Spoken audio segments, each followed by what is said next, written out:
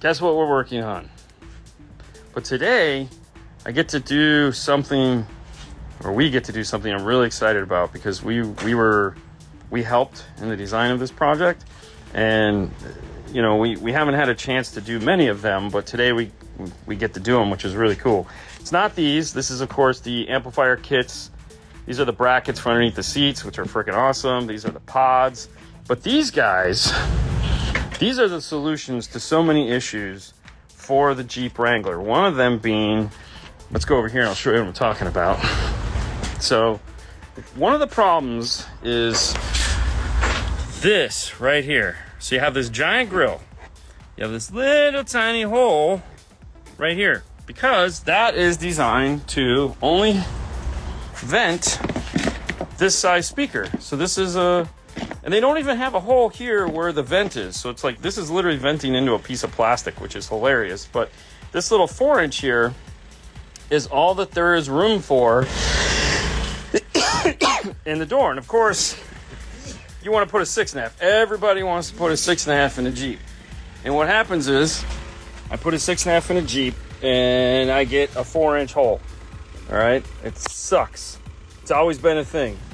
And for me, I was like, if we're cutting holes into Harley bags to put 6x9s, why can't we cut holes in Jeeps to put in a 6.5 and actually get the air through it? Of course, everyone told me that was that we can't do it. We can't do it. We can't do it. I was like, what do you mean you can't do it? You can't do it, or you don't want to do it? Metra was like, they were the first company that said, hey, that's not a bad idea.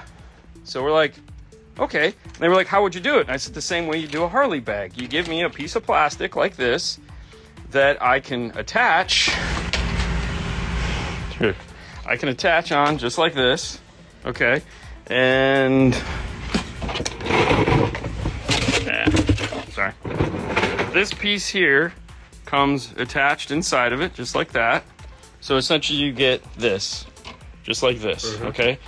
So this attaches onto the door, all right? And that allows you to cut out this stupid 4-inch hole and maximize that space, so that now I have a freaking grill. So this is gonna go over it just like that, okay? So it fits in there nice and snug. There's this back piece here that's designed to go up inside of it. So this attaches over these 4 holes, and you can squeeze the sandwich it all together. And so I end up with this nice piece.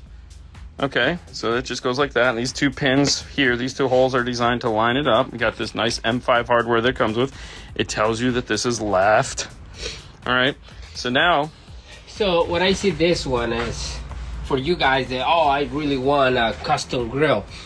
If you remove this, it comes apart. You can actually make your own press grill with any design that you want, or whatever. Or just change it. Paint it if you want to paint it silver or black or whatever you want to do. It can come apart. Yes, you'll be able to do that, and now we have a big hole. Big one right there. Big hole, so that we can get all that luscious sound out of it instead of a stupid 4-inch sound. Yeah. Look at that. Like, yeah, this is a much better, like, see, that's the standard 4-inch. Like, look how tiny that stupid thing is. All right. So now, for those of you that are like, well, they do make the curtains and drapes match. So if you want to they make another grill like this that's purely aesthetic for the top of the dash. Yeah. So if you have the factory one up here and you want it to match the silver down there, they do make a piece that goes here. All it does is it's just a replacement grill. So they make that also. He's not doing that in this Jeep because he bought these things. This silly, okay, don't buy this kit, okay? As much as you want to, because it looks, don't buy this. If you want to put a coaxial on the top of your dash, which is essentially what this is, just buy the Kenwood C3s or the audio controls or any 3-inch coax. This is $250, which I don't talk about price much, but $250. I can put $80 worth of speakers up here that will kick the crap out of those. He's already bought them, and I can spend $200+ on them, so we're keeping those. But there again, I know I can put a $80 speaker up here that will kill those things. But that's not where we're at today, so we're not going to harp on that. So that's what's going on with it. So first step in this is we're keeping these, but we're going to put a T2 6.5-inch mid bass big monster that we like to put in these things down here. And that's so now we're opening this up. We're going to get all that luscious sound from there. Now, the cool thing is that whether you're doing like a Rockford Jeep, there he is, the Phantom Paul. Hi, Paul. Bye, Paul. Whatever you're doing, and these are retro. So like if you've already put a speaker in there and you want to go ahead and put these in, you can. Yeah. You know, you don't have to take it out like this if you don't want to, because it literally gets cut from this side and you drill all the holes. The driver's side has to come out anyways, because we have to be able to get to that amplifier that's buried in there. The passenger side, way harder to get out. We're just going to do it in the car. It's going to be super simple. It'll just, okay, let me rephrase that. It's not going to be super simple. It's going to be easier just to do it here than it would be to take this, because you got to remove all of this. And we've already removed a ton of this just to get this loose so we can get the speaker out. Remove the oh shit bar so that, you know, because we have to make some turns and whatnot. So we'll just do this one here, which is no big deal. Do not get the KS. No, they're not loud enough to go in this. Those are not loud enough to go into this application. It's a Jeep. They have to be screaming, and those do not scream. So those aren't going to work in here. The KS 3.5s, yes, those are fantastic. Even the CS 3.5s are fantastic for this. Yeah. But so that'll bolt in, and that'll be that. So that'll solve that cool problem. There you go. You got a Jeep. You got to do these things. You got to do them. We've been trying to get people. It's like, hey, do this. Come on, man. It's a Jeep. Everyone customizes the crap out of these things. So finish the job. And this is a 392. This is a 392. This thing is almost you got to get your 392s now because they ain't making these anymore. Everything's going to be stupid 6 or a hybrid. They don't make it anymore? No, this is it. That's why the other guy bought the 392. The one we put the Rockford system in.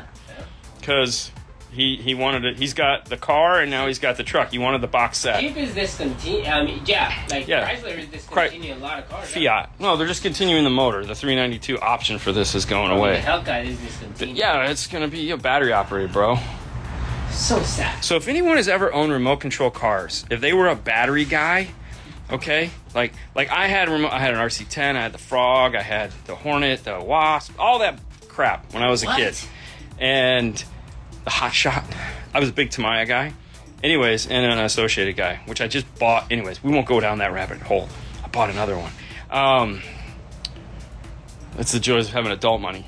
Anyways, if you were an electric RC car guy, you know the suck of being an electric RC car guy, whereas the gas guys would run all day.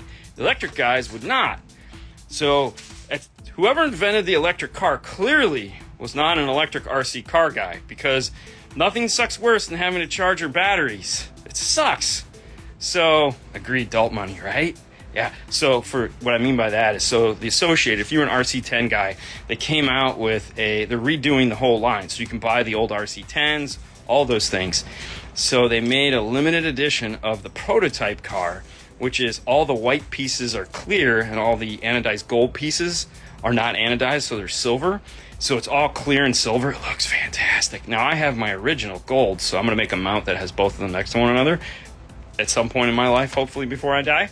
But yeah, so I bought one of those. It's really cool. Anyways, my Subaru has 6x9s on door and 3.5s in the dash. Do they have the 4-pin connector on the dash speaker like some Toyotas? Exactly. Actually, if it's a Subaru, more than likely it is the same connector as the Toyota. So 6903s from Kenwood is a really nice upgrade. That comes with the 3.5 and the 6x9. But yeah, it should be the Toyota harness. If you go to metraonline.com and type in make, model, and year, they'll probably list that as the dedicated harness to the car. So Metra will tell you which harness it is because they're making the harnesses. I don't know if Crutchfield might also, but I just go to Metra. Agreed, adult money, right? Anyways, so we got this Jeep we're working on this week. This was the Jeep we were supposed to do when the hurricane came. So it's now 2 weeks later, so we got them in. We're going to knock this out. What it's getting is a Blackbird. So we're going to be doing AR integration with a Blackbird. So we're super excited about that. This will be the first Jeep we're doing AR in. Let me rephrase. This will be the first Jeep we're doing AR Blackbird integration in, because we always do DSR1s, DSR1. What do we do, Fernando? DSR1. So we brought the ARC audio stuff in specifically so we could step away from that and offer a bigger DSP than the DSR-1. So this will be the first Jeep. We've done DSR-1 ARs and Toyotas, mainly Toyotas. But this will be the first one we're doing in a Chrysler product, so we're super excited about that because it's an 8-channel system, so we're going to go 6-way active up front. So this silly ass tweeter, this little thing, this 3.5 will be channels 1 through 4, and then 5 and 6 will be the mid bass, and 7 and 8 will be what's going on here in the rear. The other thing too is you guys always ask me this question: should I add? If I do a coaxial and a tweeter, will it be louder? And the answer is yes. And so they did that in this. So we got a coaxial 6.5 inch and a tweeter. So we got 4 tweeters back here, 2 on each side. The humor in all this is this is hooked up to the factory Alpine system. So this tweeter is not actually working while connected to the Alpine system because that is actively crossed over as a mid bass. So there's no sound coming out of this right at the factory level. So adding this tweeter actually made a lot of sense. We're going to just connect these together. We're going to leave the tweeters playing, both of them playing, but we are going to EQ a lot of this, so we won't have to worry about too much energy coming from those. But in a situation where you just want a ton of sound, you could do this. It's on the same plane, so this isn't really going to be much of an issue for that. But yeah, here's somebody that did it. And if this was the 90s, we would be doing this because we did a lot of that back in the 90s and the early 2000s. We don't do it too much anymore because people have like mellowed out a little bit on the, well, okay, let me rephrase that. Not everyone has mellowed out. It has changed. So now you just buy a super tweeter and then it's that. If you're like, I need my tweeters to kill my ears. I want to see like this when I'm driving down the road. So when is the DSR-2 coming? Okay, I have no idea. Right now, there's no talk of a DSR-2. So, they have other things that they're doing. DSR-2, who knows? But 4 years ago, there was talk of a DSR-2, and there was actually a prototype. But that was 4 years ago. That was vaporware. One existed. There was one, and it existed. And we've seen it. We've held it. But that was long ago in a time far, far away when other people were doing other jobs. That's no longer the case. So, yeah, now there's other things going on. So, I wouldn't count on that. What's up? So, anyways, all right. So I got 2.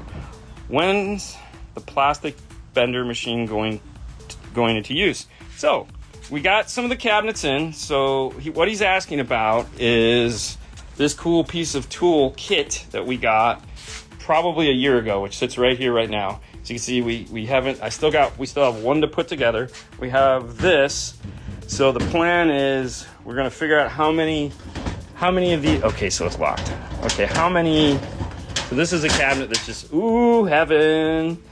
So we're gonna figure out how many of these we need by filling this one up, and they're going to be mounted to the wall right here. Okay, high enough to, they're only going to be this high. So right now this is sitting on the floor. I don't want it to sit on the floor because we found out when severe rain comes, it leaks. So we want to make sure, so we're going to put them right at this height. We're going to put one here, probably one here. Right now we know we can get 3 of them here, and they make a different one that has bigger trays. So but Fernando wants to start with this one and see how far we get in this so we can decide how many of these we actually need. That wall, we're thinking, are going to be these cabinets. Okay, so these will probably be there. And the reason for that is we want to take the 3D printers and just line them up along the wall. Ideally, we want to have 4. So right now we have 2. Eventually we'll have 4. And those will sit there. And then we can put like a top cabinet like this above it, where we can put all that crap. And then these guys, which this one is cool. So this one has a drawer and 2 top cabinets. We got one of these, and we got one of these, which I call your standard locker. So this is that same size cabinet as that. It's just 2 big doors. I don't think we'll get any more of these. I think one will be enough, and we'll just get those because I really like the drawer option and then the 2 doors. I think that's cool. And so those are going to go along this wall. And then the thought is we'll get 2 more of the shorties that'll just go here, and then we'll move the bender right here in front of the window, so that if he catches something on fire, I can see him and go, ah, stop. So we're thinking these are going to go right here.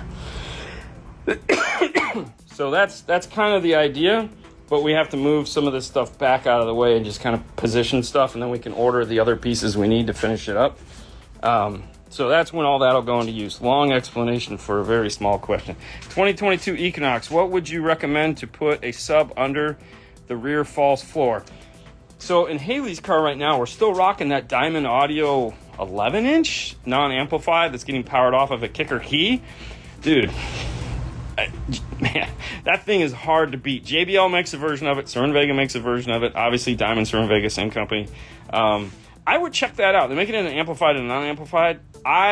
We've done the JBL amplified. It's kind of lackluster. The non-amplified version of it with the amplifier sounds way better. But yeah, you keep the spare tire, you put it in there. The other thing we've also done in those is the downfiring kicker boxes. Now they make an amplified version of that. You might be able to fit like a Rockford P series, like a P300 series in there. But I would still look at the Diamond or the Cerwin-Vega thing. If there's a place to screw it down, it has to screw into place. And you can keep your tire, if it has a tire. What did I miss? Nothing. Fernando, fancy fuse holder made yet? No, we're still working on the getting these figured out. So he's still got are you screwed them in already? That's it. What do they come with? Regular Phillips screws. Oh, very nice. Yeah, it's like the factory ones, you know? I mean, everything. Are the factories Phillips or Torx? No, Phillips, right there. Are they? You know? Well, no, I know. Those are the hidden ones, but aren't all the ones that go into the, Yeah. No, but I mean, aren't there exposed screws anywhere in there? No. I was gonna say, we could always switch them out for our own Allens. Yeah. I mean, it's fine. Dean, tear down that wall to make the shop bigger.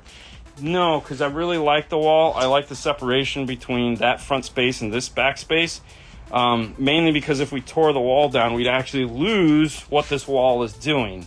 And to me, all the stuff that we're going to put up here, I don't want to see. That's why we want to put it up here. So we would actually, see with the wall in, I can use this whole wall and I can use this whole wall. If the wall disappears, then I'll only have that space. And this is a window, so I can't put anything there. So other than physical foot space, I'll actually be losing room for equipment. So that's why we keep the wall. Danny, hello fellas. Thanks for being an awesome individual. Lunch is on me today. Check your text messages. Okay. Thanks for answering my question, Dean. Later, guys. Gotta run. Time to work. I kind of know the feeling. So anyways, this is what's happening in the bay. We'll check back in once we get all that in. Probably tomorrow hopefully we'll have at least the passenger side in place. The driver's side might take a little longer just because that's where we are going to be doing some of our connections. So this is all iData. So right now we're making the plug and play harness so that the AR can go underneath the seat. We'll take some pictures of that. That's what this is right here. So we've taken their EXT2 harness and we are modifying it so that everything will just plug in. So it'll have the ARC audio plug on one end and the iData connection to the truck on the other. And it'll all just plug in and be super simple and look cool and be fantastic and make our life super easy. Right? Isn't that the goal? I feel like that's the goal. So that's what we got going on here today. Tomorrow we'll take a look and see how far we got. Tonight at 6:30 Eastern Standard Time, Fernando. Yes. What are we going to see tonight? Tonight we're going to have a live show asking how to do this. No, we're not. No, okay. But who's this show brought to you by? No, this show is brought to you by MorelHiFi.com. Yes, MorelHiFi.com is you can find Bluetooth speakers. Exactly. Speaking of the Bluetooth speakers, yeah. Last week we had Bill, our Morel rep, come in. Yes. And he hasn't heard the biggie. Yes. And they sell home audio as a rep firm. So they have the car audio side and the home audio side. And I was like, bro, you haven't heard these yet? He's like, no. And what did he do? He said, holy shiitake mushrooms. Yes. He's like, wow. So, yeah. Yeah. It's so amazing. If you guys have not watched the video on this guy right here, the Hegtalar Biggie, if you want the ultimate in Bluetooth performance, like you need to order one of those. They're reasonably priced, badass Morel. Multicolor. Multicolors. Yep. Multipass. Lilu. Yes. Lilu multipass. So yes, pick whatever color you want. Get the sound of you want. Get a Morel sound without having a car. Sounds amazing. And just kick all the kids out and the wife and just listen. You won't even need to kick them out. No, I would. Because you can overpower them. No, I would just kick them out. I mean, it'd be nice. Mean. You have to. Christian, get to your meeting, bro. Anyway, go morelhifi.com. You want to see a picture? You want to see how actually... Yeah, just wrap it up, bro. Hey, Morel_America here on Instagram. See you guys tonight. Bye. Bye.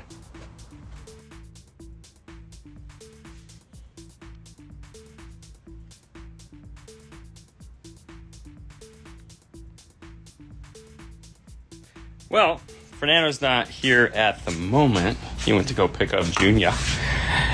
We have day 2 of the Jeep build going on.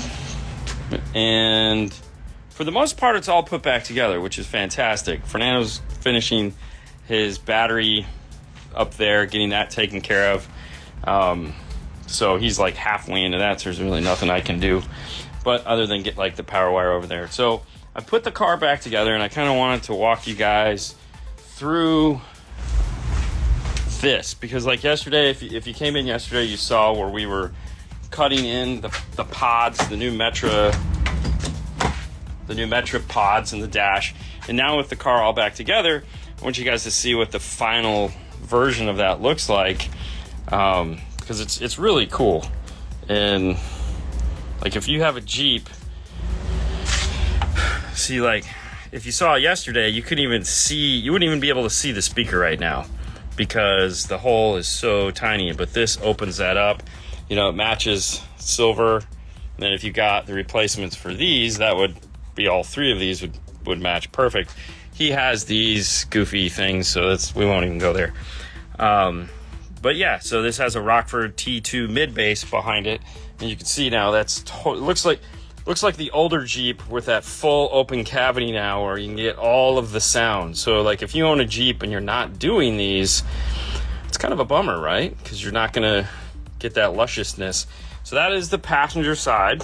That's what that looks like. Let's walk over here and we'll see what the driver's side looks like. If you're interested in a 3D printer, they're on sale right now. So definitely want to pick one up. And so this is the driver's side. So they are a little different, obviously, just because of the dash.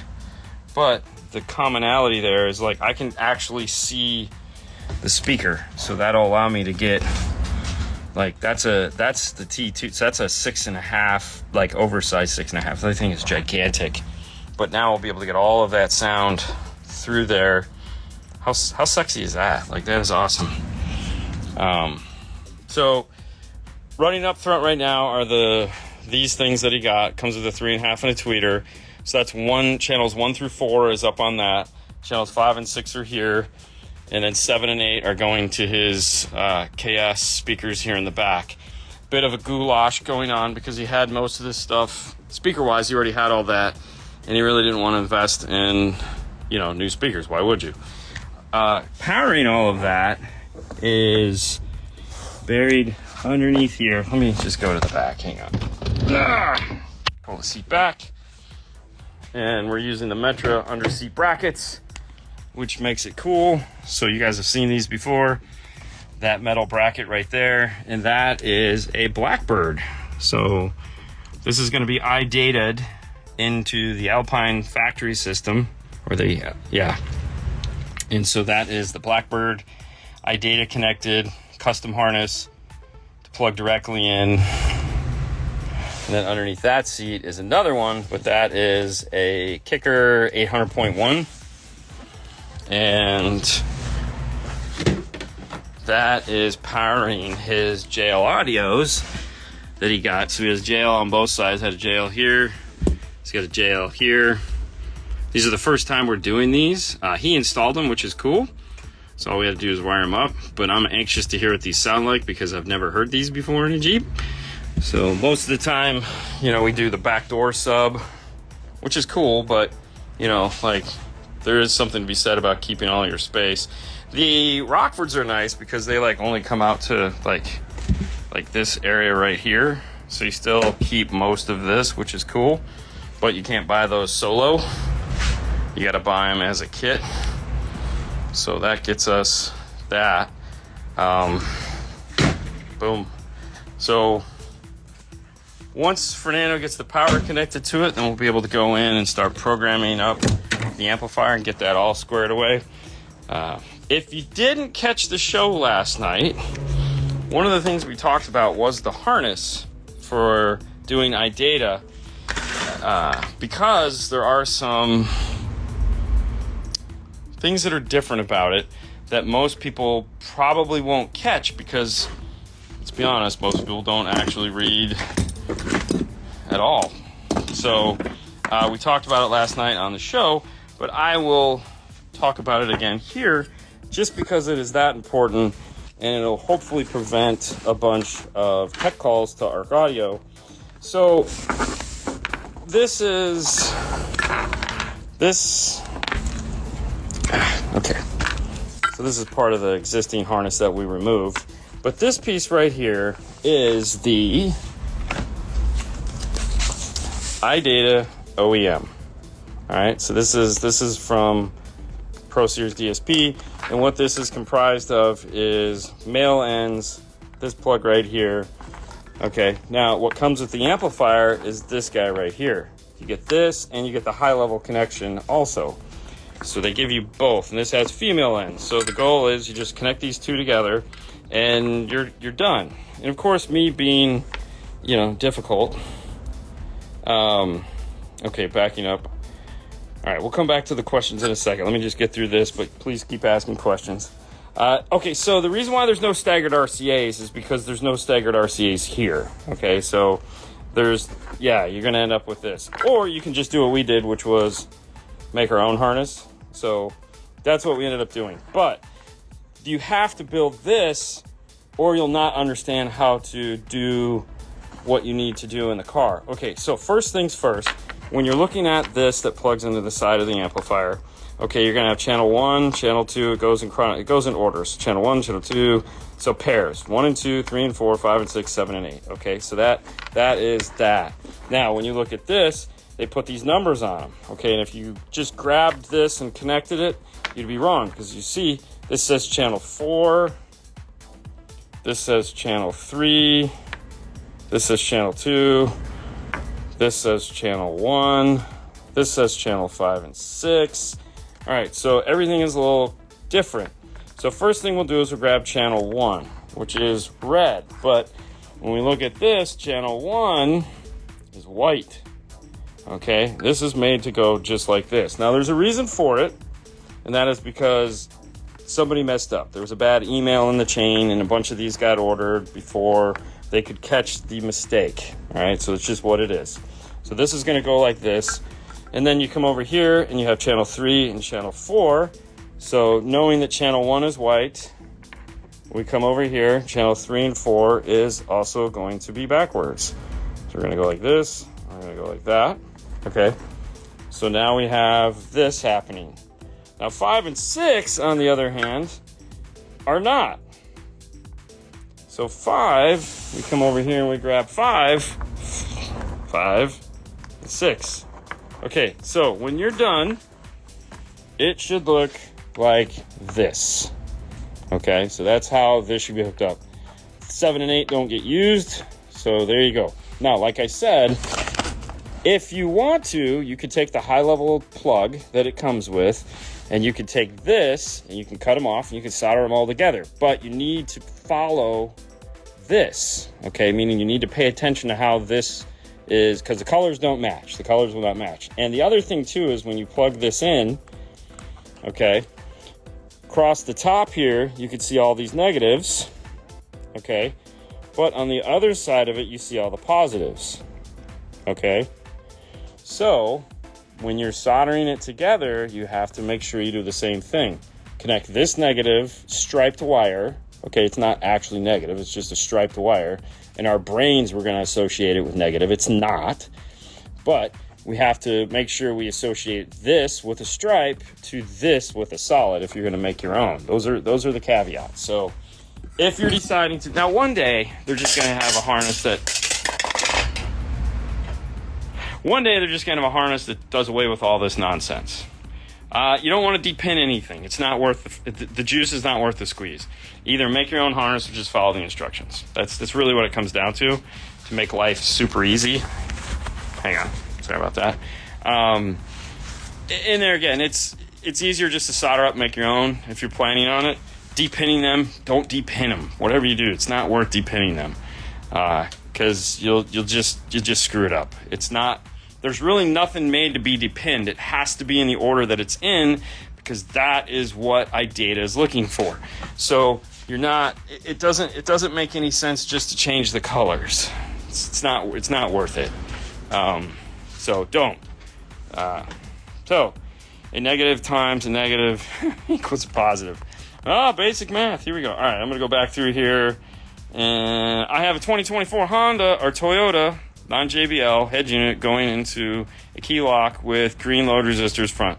Do I need to put load resistors on the rear output if not being used? Yes, you do. You want to make sure that every channel that is disconnected from a speaker has a load on it because you have to remember these amplifier chips, it's an all-in-one amplifier chip. Apparently I hit my head. Fantastic. It's an all-in-one amplifier chip, so you don't want part of the amplifier to be unstable. You want to make sure that all of it is stabilized, and that's one of the things that the load resistor does is it stabilizes the output of the amplifier so that it doesn't do strange things. So if you don't put a load on it, it's kind of like going to a treadmill and just turning it up on high and jumping on it, and your legs are going, wah, and then you fall. You run the risk of blowing up the factory Toyota amplifier, or any amplifier for that matter. That applies to everybody's radio. So yes, always load down the channels, even if you're not using them. Angel, what's up? Okay, hi. Hey, Mark. Hello, gentlemen. I'm looking to get a 2024 Toyota RAV4. Should I go with the JBL system or non-JBL system? I'm waiting to add amps and DSP. Okay, so right now there's no integration for 2024 Toyota JBL system, unless it uses the old technology, which you go to Pack-Audio and check. There is a new version of it coming out, but you're probably not going to see it sometime next year is the easiest thing I can say on that. Okay, it's coming, but it'll be sometime next year. Now, if you get the non-premium audio system, the only thing you'll have to do is throw a key lock in there or get an amplifier that has de-equalization capabilities, Arc, Moscone, Helix, Audison. Okay, the key lock is definitely the easier way to do it because you just hit a button and it does it all for you and you get a nice clean left and right output. Life is great.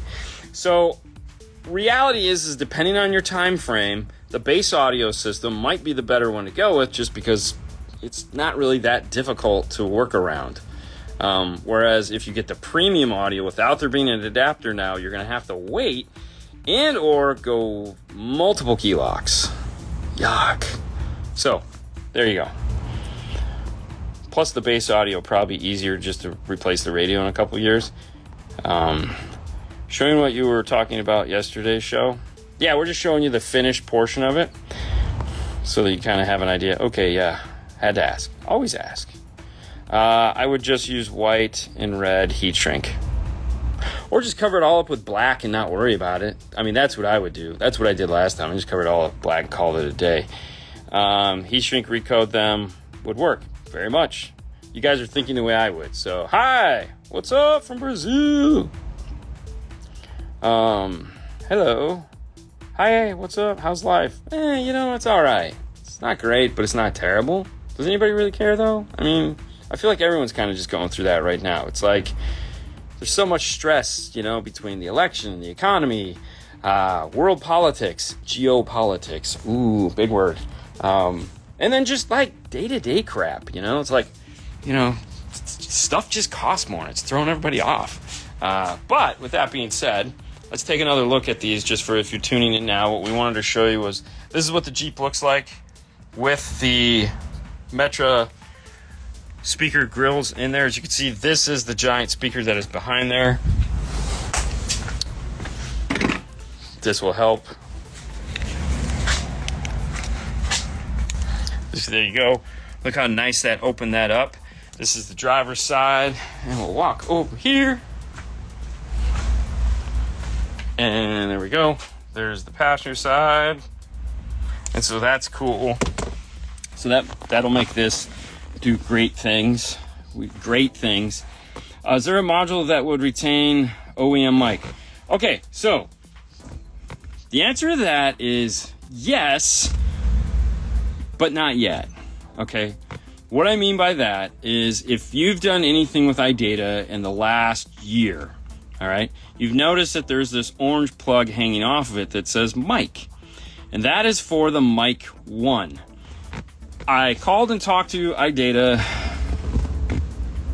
the end of last week, I think, I want to say, because I don't think it was yesterday, and today's Tuesday, so it had to be the end of last week, because everyone was asking, when is the mic 1 coming out? When is the mic 1 coming out? And one of my friends just I think it was Angel, was like, hey, is this? And so I called, and the answer to the question is yes, but it's not coming out until after the first of the year. So it's in transit, they're coming, they have a bunch of them, so they're going to send us a couple to play with, which I'm super excited about, but the mic 1 will be the adapter that you're doing. So if you get a iData interface today, and you install it, and you just put the mic, you know, whatever your Kenwood, Alpine, Sony, whatever mic, just put it in the car, and after the first of the year, you'll be able to take that microphone out, put the mic 1 in, and then you're all set. So I wouldn't like not get a radio right now if you're interested in it, because you're like, oh, I just don't want to see the mic. Fine, see the mic for the next 3 months, and then take it out and put the mic 1 in. So yes, that is coming. Bluetooth speaker build, update build. Dude, slow it down. Like, we literally just got over a hurricane, came back. This is like it's no. I haven't even bought the case yet. So this past weekend was really the first weekend I've been home and not had to deal with some either strange catastrophe or whatever. But, ooh, look at that subwoofer. God, that looks so sexy. I had a project that I was working on for another manufacturer that had to get done by tomorrow. And so I spent all day Sunday because the girls were gone, because they were on a trip. They'll be on a trip this weekend and next weekend, and then I'll be on a trip, then I'll be on a trip again. So it's probably going to be December, realistically, before we get to the Bluetooth speaker, just because we're going to be gone for a long time, and I have some other stuff that we need to get done before we leave for SEMA. And then really I don't see a break in any of this until after we get back from Dino's Get Down. And I think Fernando's leaving the next, I don't know. But no, it'll probably be December, which makes a lot of sense. I need to figure out what size case I need to get. And then I want to, because I really like the yellow case, but I think the orange case might look better because like ARC's color is orange. So it's a tough one.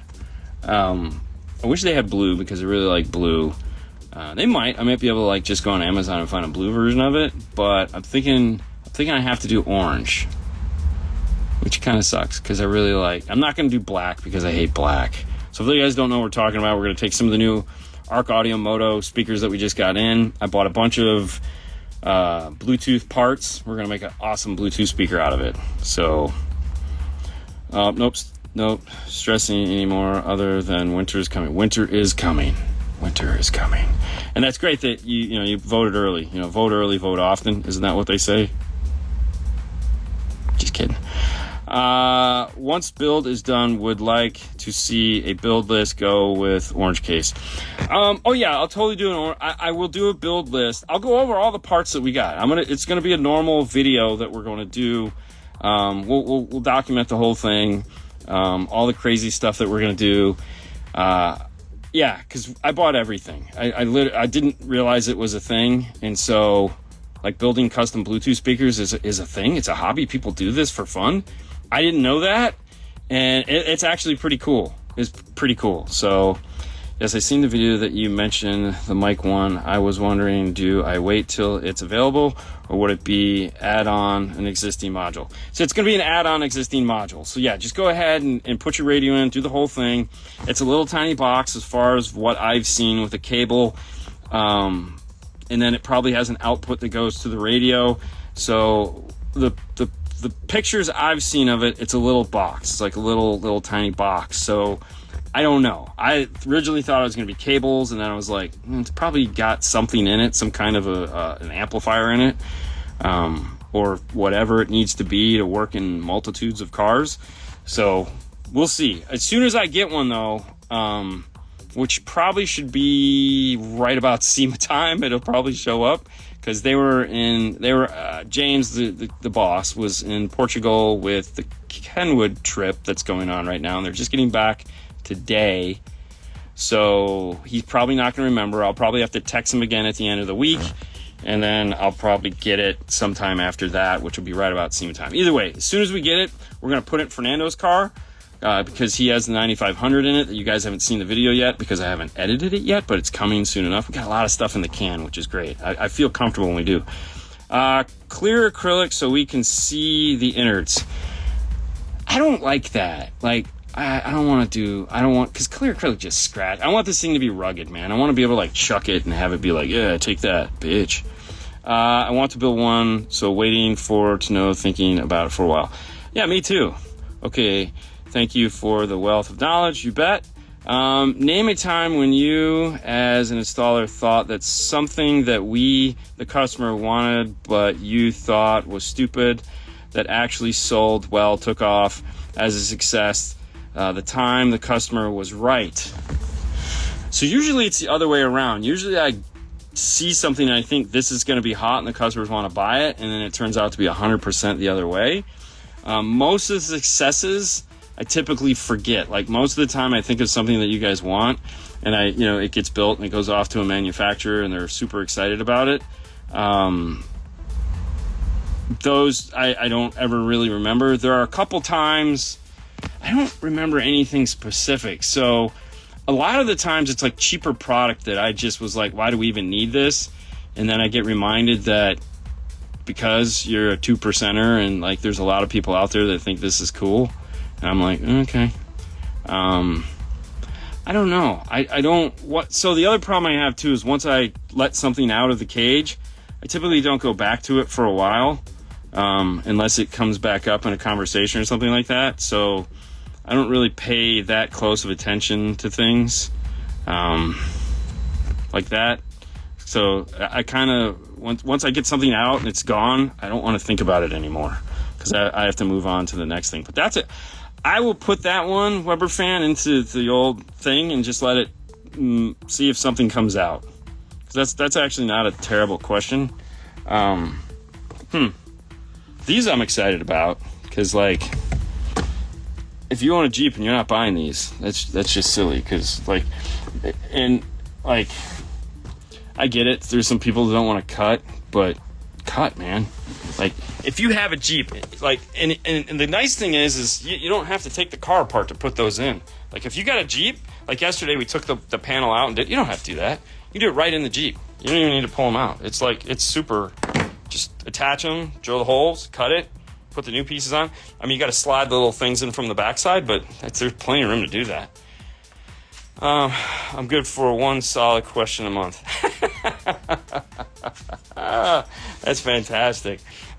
Dude, so the other day on the Instagram recap show that we put up on Monday, someone was like, dude, Fernando sucks as a salesman.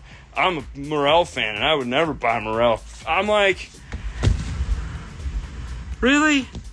I mean, we're not asking you to buy it. We're just saying if you're interested, check it out. That's what an ad is. I mean, if you want to know more about Morel, you head over to Morel-America, or the Morel page, or MorelHiFi.com, or what, all these cool places, and you can see the cool stuff that Morel makes. And if you call yourself a fan, anyone that talks about the product, he's on your team. So that means he doesn't suck. So you should just like him, because like from one Morel fan to another, I don't care who's talking about it. I just want to hear somebody mention the name. I mean, because I want to see things that I like succeed.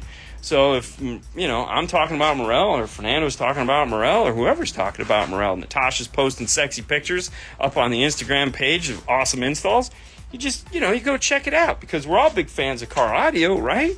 So we want to see cool car audio stuff. So, like that right there. That's a sexy box. Which I think I'm going to put in Haley's car this weekend, because they're leaving. So I'll have her car Friday. I really want to put it in. So I got to wire up the box because the box is just sitting there right there like the monolith from 2001. Just like, put me in the car. Put me in, coach. Fernando sold me on Morel. Dean sold me. So, no. So anyways, that was an ad. Believe it or not, that was an ad for Morel. So go check them out. Don't be silly. See? God, I hate how dirty the install bay is right now. It's just not organized the way I want it. So, but no, I'm at least excited that we're going to be able to start moving some of this stuff out of here up to the front. It's in cabinets. It's going to be so good. It's going to be so good. So exciting. Hi. Cut it, bro. We give you the template. Exactly. Oh, what's up, man? So, yeah. So, I don't know if you saw these, but look how sexy they look. Oh my gosh. They're so nice. So nice. Yep. But, yeah, it's not a TikTok video, man. We don't do TikTok. I can't dance. I feel that's all you can do on TikTok. All right. Today is Tuesday, which means absolutely nothing. Take that front wall out, expand the bay. I don't want to. No. We talked about that the other day. It makes absolutely no sense. I get way more room in the install bay with the wall there. So the walls stand. Walls stand. Plus, I'm going to put the 3D printers up there so they can be noisy up there.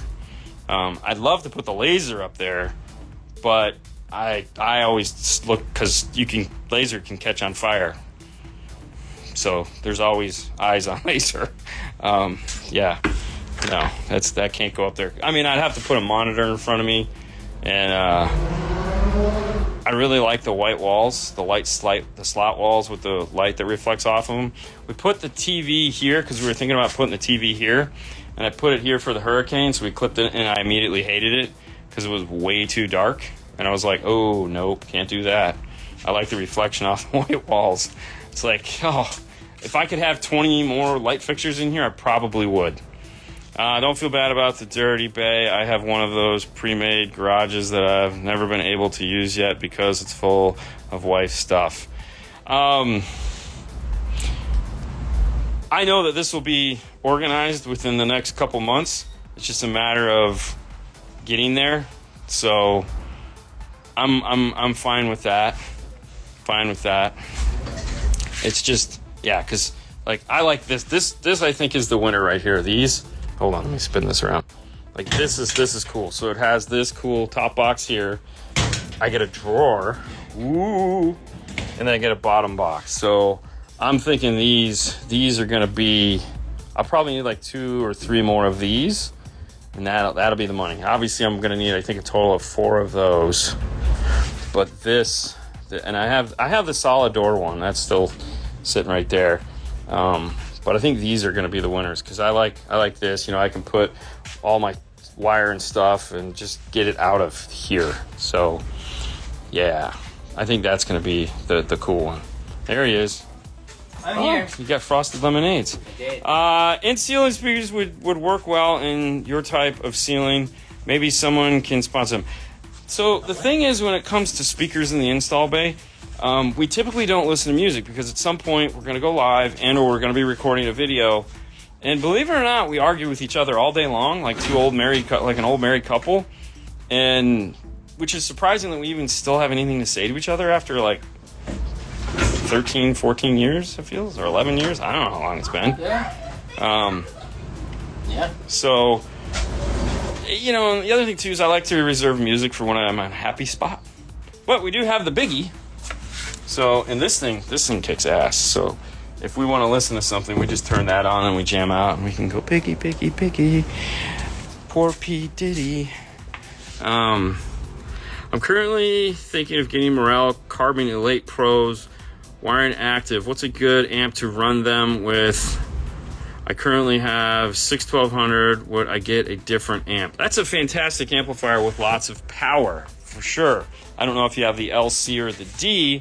Now, I would say if you have the D, you're going to be limited on what you can do for there. So if you're just going to do the Elites as a front stage and you're thinking about doing subwoofer, Or if you're thinking about doing rear fill, you have to do some weird stuff because it only has 2 channels of output. So you could do like mono rear and mono sub if you wanted.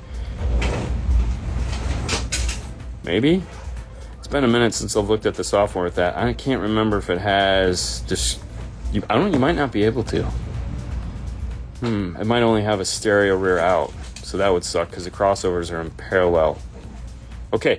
Now, if you have an LC, that means you're going to need a better DSP. I'd pick up either like a Moscone 8-12 Aerospace or the Arc Audio PSM Pro. It's a great deal. It's 8 channels of output, 6 channels of input, and they are discrete. So then you could go and do mono rear out, mono sub out if you wanted that, or just do stereo sub out, whatever turns you on. So there's that. Don't know what car you're going to put it in, so if you do need something with an amplifier, if you want to go AB class to really like, you could look at something like a Moscone, do the 8-10 1. So that's a Moscone 1, 8-10. If you're just going to do front stage, you do the Moscone 6-10, and that's going to be an AB class amplifier. So that'll give it like the, oh my gosh. If you want it to, like, there again, it all depends on how crazy you want to go. All right, so you're buying a really nice set of expensive speakers, but we will be at SEMA, Elias. I was going to get to that, but there again, it just depends. There's a ton of stuff. I could go all day on what amplifiers you could do. We will be at SEMA. Fernando, who will we be at SEMA with? We're going to be with Rockford Fosgate. That's right. As soon as you enter the hall, just look for the biggest booth. I mean, you don't even have to look for it because as soon as you will step into it. Yeah, it's like the biggest booth. So yeah, it's in construction, I think, right now, but I think from the back side. I think Elias will be in the back corner. We'll wave to him from the front. I don't know where they. I'm joking. They were on the left. They were on the left side after you entered. True. Yeah. True. No, I'm gonna go there and get candy. Pics of you and Doug, or it isn't true. Oh, you'll get pics of me and Doug.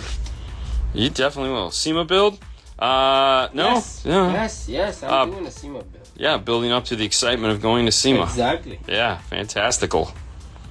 I think I just need to get with you on all this, looking to do this early next year. Yeah, that's fine. You know where we're at. I'd love to help. I love my biggie from Morel. Right? Isn't it awesome? Yeah. Where's the fire extinguisher? It's located right here.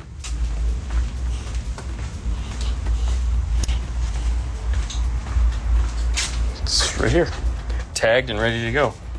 That's how I know a year has passed, because every year the fire extinguisher guy comes in, he checks it, does all its nice things. There it is, right there. Yep. Oh no, dude, you don't mess with the fire extinguishers here. Fire marshals in this area don't play around. Plus, we got a fire station, as you guys have heard in the video. It's like right there, so they got nothing else better to do. So.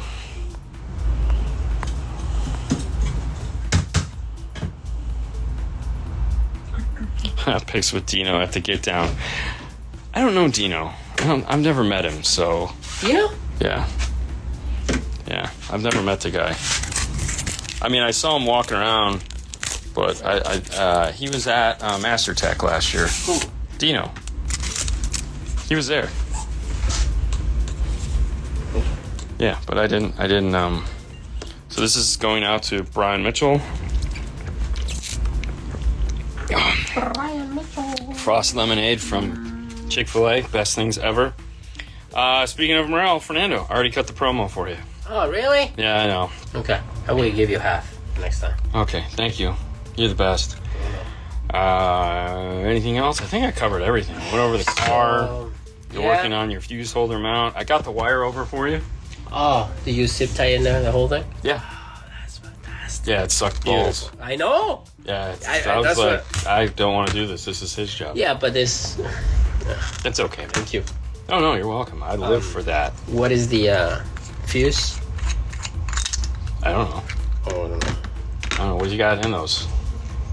Oh, you That's got empty, nothing. bro. Oh, I don't know. We'll have to figure it out. Okay. Isn't there 3 or 4 30s on it? I don't remember. The Blackbird has 330s. All right, so that's 90 that's to 100. And the kicker Probably another 100. 60, 80?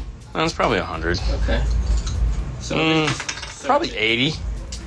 Probably not 8. guess and let's just go. Nah, 100 would be fine. So yeah, that's it. I don't know if the MT120, if it's a tweeter cover, it's a tough one. Most of the time, yes, but honestly, I don't know.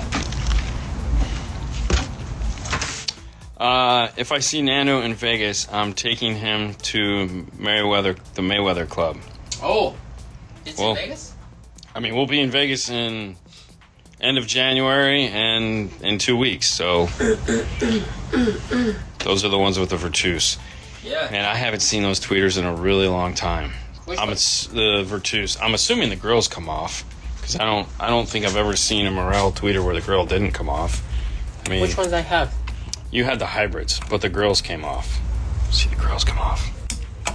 I'm pretty sure the grills come off. Virtus. Is that what I have? Okay, I accidentally deaded mine. I couldn't find out how to remove them without breaking them. Ooh, well, don't do that. Because if it doesn't just come off straight, correct, then it's not made to come off. It's not made to come off. Yeah, because I mean, it should just like come off, you know, like magnetic. So if it doesn't do that, don't force the issue. But you can take a pick tool. Yes. So you take a pick tool. So for example. Yeah, but those are focals. No, I know. Those are a bitch to get off. But they come what I'm off. saying is like this. If it doesn't, you cannot force it. But if you feel it, don't take it out.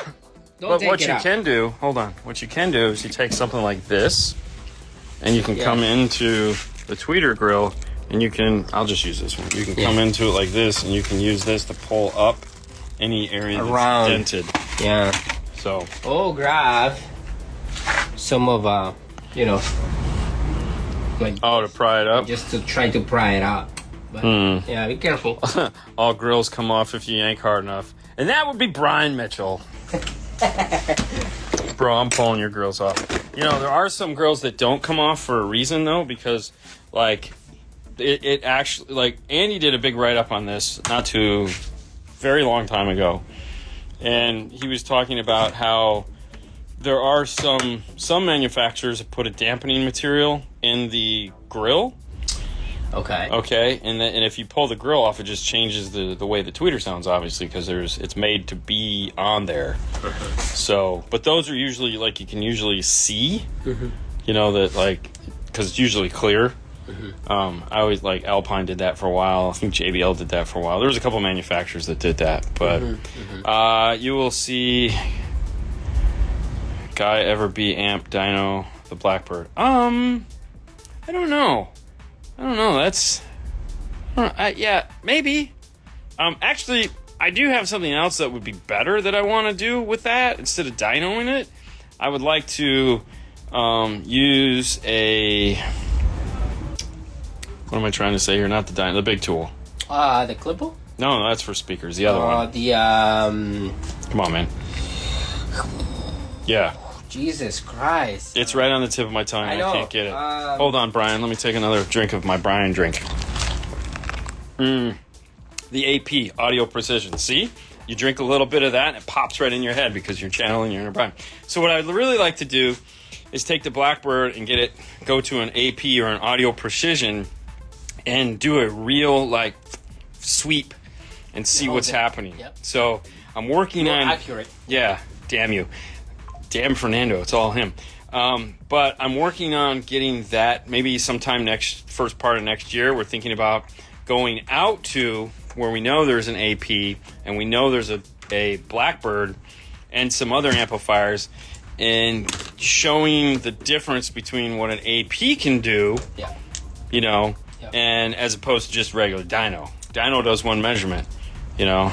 I can do... Dyno does power. Yeah, it's weird how it's stacked as Brian and Brad. It's almost like they're in the same building. Oh, isn't that is so weird? I think I need another one of these sips of my Brian drink.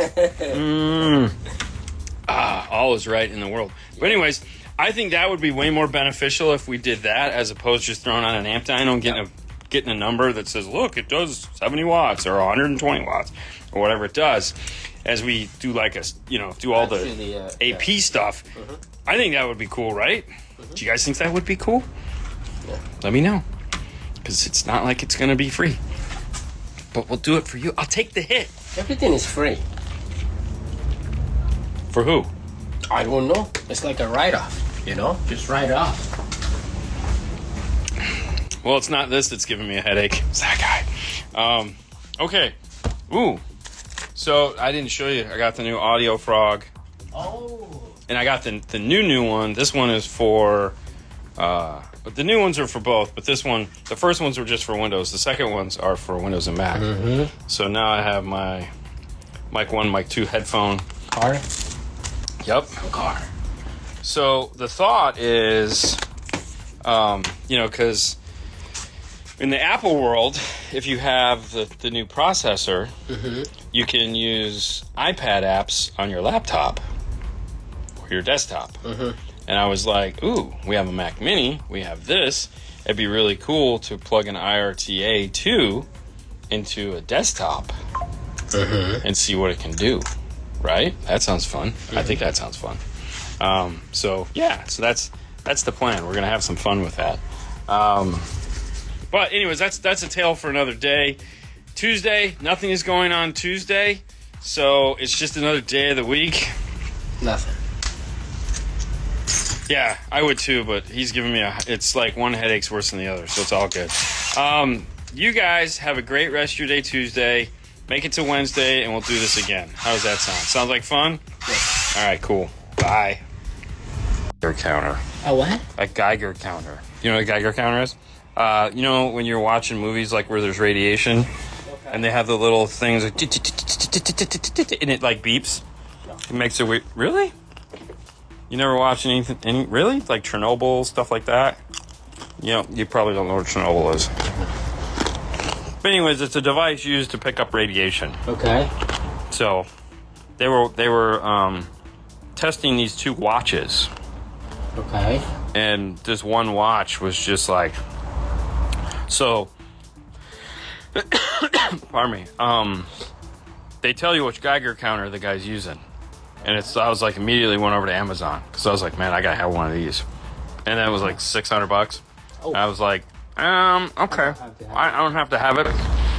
I don't know, it'd be fun for about 5 minutes. They do make a cheaper one, but still, it wasn't as fun. So, all right, so here's what we got going on. Where's the video? I don't know. I lost it. Dude, like, come on. Really? Yeah, it's gotta be... Okay, it's gotta be right unless that was last time. Yeah, so... We're doing getting some videos ready to finish the... ThinkWare dashcam installation. There I go last night. So this is me taking off last night. Here we go. So there's me taking off. And then I'm leaving. And then... Here comes Matthew. See me slam on my brakes. Dude, I locked it up. Because Matthew just pulls out right in front of me. Yeah. I'm like, okay. And then he speeds off, man. Look at him. Look at him drive. Look at him drive away. Look at that, like a criminal. Look, what a criminal. Criminals. Matthew was such a criminal last night, bro. That was crazy. About took my front end off and then speeds away. I mean, pretty much. Yeah. Perfect for the video, though, so thank you, Matthew. Thank you, Matthew. So if any of you guys didn't catch Matthew's video last night that we had Matthew here in the install bay talking about the new Epic series amplifiers, we had a great show we did on Facebook, and apparently the YouTube we did was on Dean and Fernando's car stereo clips. But have no fear, we figured it out. And right now I'm uploading it to the regular YouTube channel. It's a shorter video, wasn't really long. We did an amp dyno, of course. We had a really great time. So, eating some pretzels, sorry, it's the end of the day. So tonight, strappable amps would be nice. Yeah, right? So, for those of you who didn't catch it, don't worry. You'll be able to watch it tonight, later tonight, about an hour to probably right about 6:30. It'll be done doing its check. YouTube will have finished checking it and doing all that, and we'll have it up for you guys to watch. It was a really good time. Talked all about the new Epic amplifiers. Oh, so we have our new Horizon 10. We'll have a Horizon 10, and we have all the Epic amps coming. Really? Yep, so as soon as they become available. So, we'll have the new Horizon 10, We can do a great unboxing with that, and we can show you the new integration with the audio control DSPs. How fun is that, right? Plug a DM810 into it. Man, we're gonna have some fun. How many of you guys like these? What are they? These things. The flat pretzels. I don't know. It's like it got ran over by a train. What do you guys think of these? I want to see the startup speed on the unlock. Oh, well, we'll be able to replicate that on the bench because all it's looking for is a negative trigger. So yeah, we'll be able to replicate that and see what that does. I still think that's a stupid feature, but whatever. What do I know? I don't like pretzels unless it's with cinnamon, sugar. Oh gosh, Jesus. Could you find the most unhealthy way to eat them? I don't like this unless it tastes like candy. Then I like it. I don't like broccoli unless you dip it in chocolate. Actually, you can just throw the broccoli away and I'll just dip my fingers in chocolate. That sounds like a plan. So, what are you trying to do? Just write down the number, man. I'll figure it out. Well, the thing is, like, it raises that. What's that? If we lose that one. Well, no, just give me the card. Write down the number. I'm going to screenshot the whole thing because I want to put the whole thing in the video. You understand what I'm saying? See what I'm saying? That's what I'm saying. Just give me the number. So it is Thursday. You know what Thursday means, Fernando? What does that mean? That means tonight I'm live with Mr. Hi-Fi Vega, your friend and mine. And we'll be doing the whole livey thing over on his channel. Can you explain how to get signal to two kicker keys as they have no pass-through? Do you split your high-level wires? Yeah. Actually, yeah. It's so simple, you're making it hard. Okay. Give me 1 second here. I'm trying to think what I want to do. I don't know what I want to do. I'm trying to think of a good way to demo that for you so that it makes sense. But I'm clearly we're going to have to make a video on this and really go deep on it because you guys have asked this like a lot in the last couple weeks. So I'm gonna start thinking of a good way to do a video and obviously taking two keys, showing you how the whole thing works. But to kind of make it make sense to you, okay? Sound is AC, right? We know that. And sound comes, or the other thing that's AC in your life is obviously the stuff that plugs into the wall, right? So if I take and plug this plug here without electrocuting myself. Actually, you know what? All right, hold on, I'm gonna plug it in down here. Okay, so I'll plug it in right there. So now this is plugged into this guy right here. So that means that every one of these outputs is putting out 120 volts, right? And if I plug in a whole bunch of stuff, they'll also be getting 120 volts. The amperage in AC, especially for a signal, really isn't all that important. Like, it's there, but it's not like we ever really worry about it much. We worry about just the voltage. So if I plug in a light to this, it's going to turn on that light right there. If I plug in these lights, it's going to turn on those lights. If I plug in these lights over here, all those lights are going to work off of this, okay? So it's the same thing when hooking up to the speaker outputs, okay? It's AC voltage coming out, and you're going to wire it off, just like this does, to all those inputs. Nothing is going to change. You're not going to get, you don't get, this is 110, 120. You don't all of a sudden get 60, right? No, they all work, okay?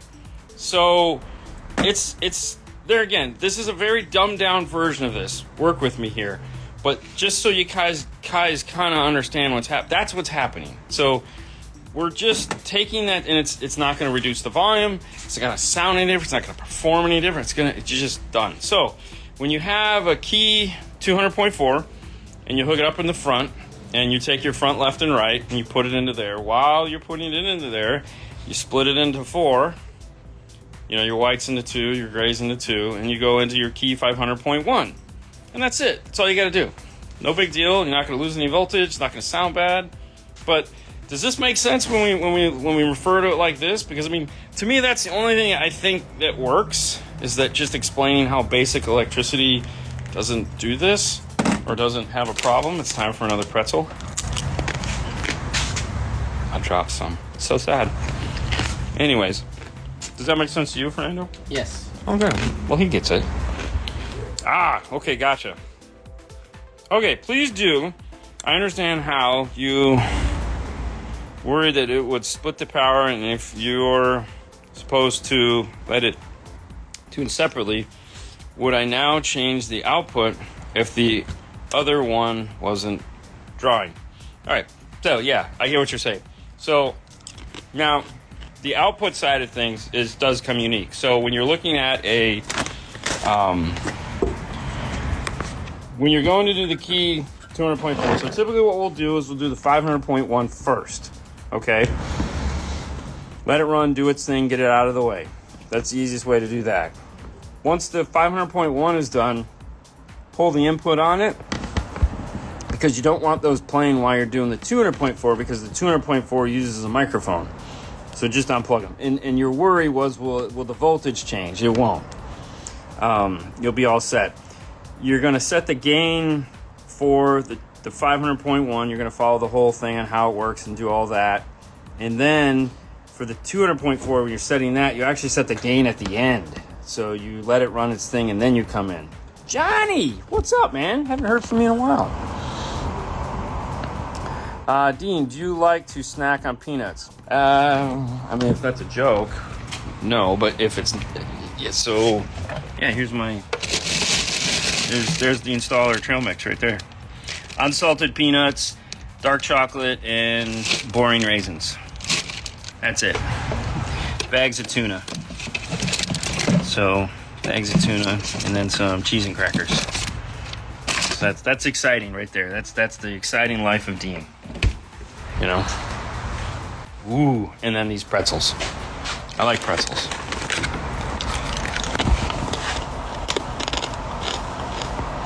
Dark chocolate? LOL. You're my favorite dark chocolate. But anyways, yeah, so there you go. Pretty simple. Simple. We say that. I know it's not.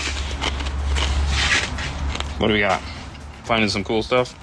Getting followed in a parking lot? Yeah, that's cool. Bro, it tells you like the direction of your car and how fast you're going and everything? Mm-hmm. Oh, that is fantastic. Where are you going in? Yeah, I'm sorry. Let me show you what we're looking at. So we're looking at, he's driving. So I'm a terrible driver, so. Oh, you are a terrible driver. What are you talking about? I'm the best driver, dude. You'll be safe with me. With no questions. Yeah. Oh no, for sure. For sure. You will get fast to your destination. Fernando doesn't like pretzels, bro. I eat it once in a while. Yeah, no, dude. No. Right here. There it is. That's lunch for Fernando. So, a couple months ago, 6 months ago or whatever, Fernando had his blood work done because he's 40. And 30 was over. You were 39 then. And it came back as his blood sugar was kind of high. What you would call pre-diabetic, which meant like, hey man, back off. So he got his blood work done and he just went back for his follow-up appointment. And it's 2 points different. And he goes, bro, it's like setting the gain on an amplifier. One click, you're good. Next click, you're bad. Yeah. So now I'm one click good. Two clicks, no distortion. Turn it down. Yeah, turn it down 2 dBs. Yeah. And now he's good. Clean signal. So he's back to Doritos and Valentina. Once in a while, you gotta turn it up a little bit, right? Dude, what do you mean once in a while? You literally did this yesterday. Not true, man. Yeah, or it was Monday. Monday, maybe? Either way, yeah, So, anyways. Okay, I like milk chocolate with gummy worms. Oh, You can buy those actually. They're gum. Yes, I've seen those. I've actually because you could get gummy bears too, chocolate dip gummy bears. Mm-hmm. Yeah, I've had those.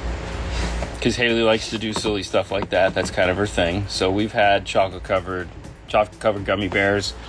Yeah. Don't knock till try. And it's actually not that bad. Yeah. Wawas. Don't play with worm candy. Real. Would you run an active front stage with the key or leave the rears on the deck 2024 as single occupancy mode and shut them off anyways? Listen, most 99.95% of the time we were doing keys, it's just front stage. It's all front stage. Very rarely does it go to the rear. That 0.05% time is usually for what we'll call an old dude. That's like, I want my rears to sound... No, it's not me. I mean, they're probably my age, but I want my rears to sound as good as my fronts. Oh, whatever, dude. You're such a putz. Anyways, yeah. Alien's head looks like an alien at that angle. Yeah, when I put it on widescreen. And so when you put it... So when you're using the front camera... Mm-hmm. Okay, when I put it on the front camera, and you can... So when you go to the wide angle... So you zoom it in all the way? Yes, like that. Oh my god, that is hilarious. You should see. Yeah, it's pretty bad. Totally good. So if I get it on the wrong thing, your forehead looks like... Yeah. Forehead. Oh, your forehead is like a billboard at that point. We need more gain on the heart. Yeah, no, I'm good. I got you all covered on that. Turn it up, bro. Did keys back in 80s before they were cool. Yeah. Maybe some piano keys or some kilos. Kilos? How many kilos? Dude, that looks like a G35, doesn't it? It keeps screwing me up because it looks like the car looks Lexus, bro. Well, it looks like your old car though. Yeah. That's pretty funny. Yeah, no, that's pretty cool. There's that. Yep. Mm-hmm. Forehead the size of a Moscone 830. Oh wow. Dude, that's Elias just throwing shade at you, man. It's okay, man. Yeah. I don't like Elias. Nobody likes Elias. I know. Yeah, nobody likes Elias. Audio Bond. Oh, dude. I love Audio Bond. Of course you love Audio Bond.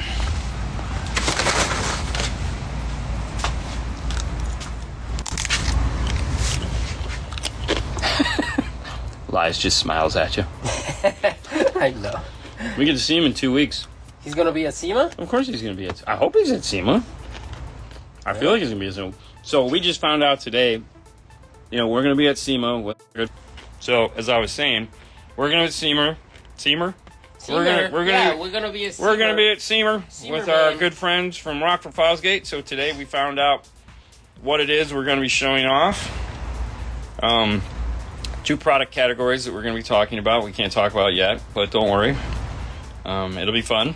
Some of you guys are going to be excited. Some of you guys will be like, yeah, it's not my thing. But it's okay. We're going to be there and have a lot of fun.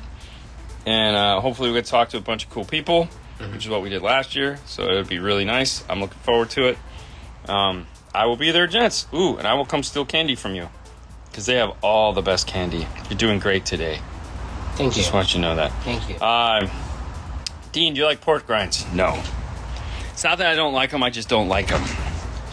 That makes any sense. It's like I got nothing against them. Like if that's what we're serving, sure. But I'm gonna say some sacrilegious things here for some of you. I'm not a big bacon person either. So given the opportunity, I will pass on the break, which I feel like I've beaten this horse.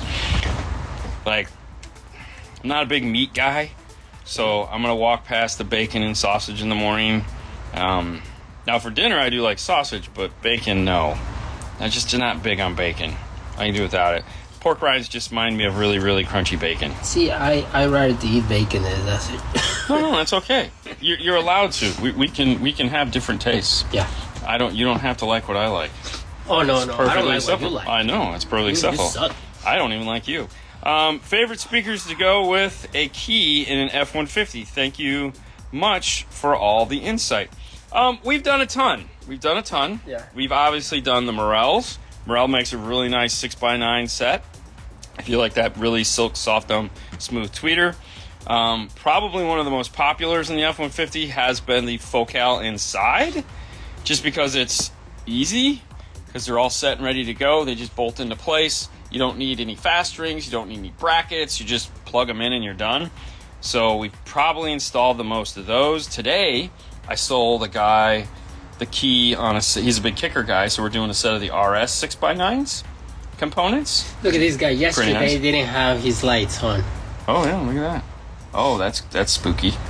You can change them. Remember, they have little arrows there. But yeah, there you go. There's a couple to choose from. Hi from Brazil. I will be there. I like Mexican candy the most. I love Mexican candy. I don't like Mexican candy. I tried cotton candy wrapped bacon at the Texas State Fair. Oh my God, that's so bad. This is why I don't get along meat. I know, Ada. It's okay. He's like, dude, we're planning this big steak party. I would send you an invitation, but they're gonna go to Circus. What is Circus? What? What is Circus? The hotel, Circus. Okay. They have apparently the best steaks at Circus. Very nice. If you'd like to go, I will have them send you an invitation. You're more than welcome to. What I mean, is that? it's a backup Like camera, a bro. dash cam. Look at the midgets. What are you doing now? Why? I don't know. Just want to have fun. Because You actually do? Yeah, right there. Look at that. yes, he's driving with no lights on. He turned I get mad when people don't like what I like. Of course you get mad. Everyone gets It mad. is- If you're not on my team, you suck. Well, what's that? Cut of steak, mine's ribeye, then my strip. We get the same page. Marbling is life. You guys are great. All right, listen, it is 6 o'clock. It's time for us to get the heck out of there. We got stuff to do. Sir. You all right there, dude? Yeah. Okay. There he is, pain in the butt. Bro, you famous? Not really. You're totally famous. All right, guys, listen, you have a wonderful night. Say goodbye, Fernando. Bye, Fernando. Boom. See ya. Awesome, bud. Happy Friday, everyone. How are you doing today? Hope everyone is doing fantastic out there. Some of you have caught the corner of that car and immediately know that we're working on an F-150, which is kind of cool. That's really heavy. Actually, we're just putting the F-150 back together. This particular F-150 we worked on last week. We put a Sony 4000 in the dash using the iData kit. It had the little tiny 3.5-inch radio in it. So that one came out. Got to rebuild the air conditioner, and this one went into place. And today he's back because he wants a subwoofer. There we go. And so we're putting in a P308 in it, which is pretty nice. So we're finishing that up. And all right, let's get this in. And there's going to be a point to all of this, because we talk about all the time when we build our wiring harness that we add in an extra, we tee into the wiring harness with a constant 12 volts yellow, an accessory red, a blue, and a black. So those are in every harness we do. We cut the harness open, we solder those in. I think we just did a video on it not too long ago.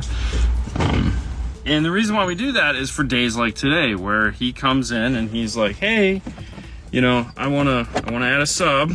Like, no problem at all. Let's add a sub, and I don't have to go in and cut open the harness to add in any of that stuff. Like, it's all right there, so I can easily take care of it, which I like. So that is what we are doing today. I'll be right back. I need a drill bit.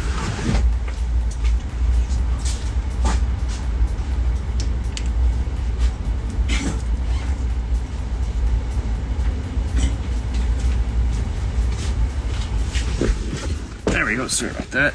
we talk about, you know, clean wire and management and all those other fun things. And the reason why we talk about those so much is because it's one of the things that we practice. And we spend a lot of time overthinking, and adding something into the harness after the fact is always, like, it's inevitable. It's going to happen. You know, you're going to get a dash camera, you're going to add a subwoofer, you know, who knows what it's going to be.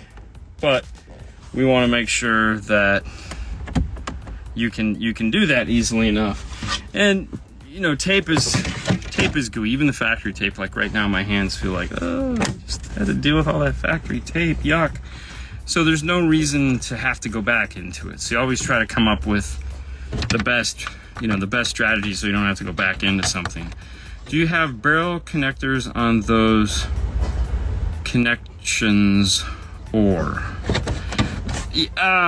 yes, not barrels. We actually put bullets. So it's a, I'll show you here in a second. We use female bullet connectors on those, because if you put like a butt connector on them or a barrel connector, it's a one-time use. And a lot of the times these harnesses may need to come out, and you don't want to lock in the harness to the car with a butt connector. So, you know, we can use a barrel connector, or we can make our own. And so what we'll do is inside the car will be these. So there'll be 4 of these, you know, connected to the wiring. And so since we have this right here, we have a harness, we'll just kind of do a quick idea of what I'm talking about. So this is the radio side of a harness. We had to cut some wires out of today to add in wires to a wiring harness to do steering wheel controls. So